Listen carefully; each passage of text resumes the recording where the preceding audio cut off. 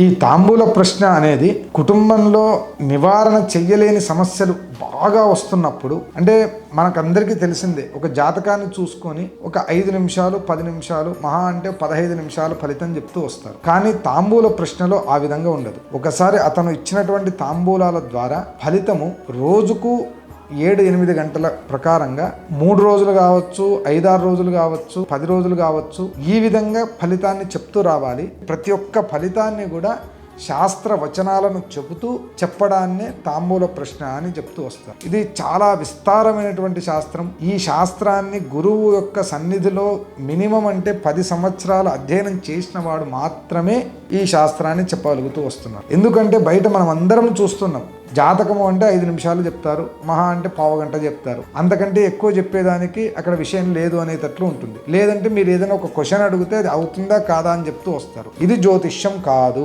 జ్యోతిష్యం అనగా ఏంటి అంటే, జ్యోతిష్యాన్ని తెలుసుకోవాలి అనేటువంటి జిజ్ఞాస ఉన్నటువంటి వ్యక్తి మన దగ్గరికి వచ్చి కూర్చున్నప్పుడు అతని పేరు నక్షత్రం మాత్రమే తెలుసుకొని అతని కుటుంబానికి సంబంధించిన సకల విషయాలను చెప్పగలిగిండేదే జ్యోతిష్య శాస్త్రం. ఈ విధంగా చెప్పాలి అంటే దీనికి అధ్యయనం అనేది చాలా ముఖ్యం. ఎవరైతే అధ్యయనం చేస్తారో వాళ్ళ వద్దకు మాత్రమే పృచ్ఛకుడు అనేవాడు వెళ్ళాలి.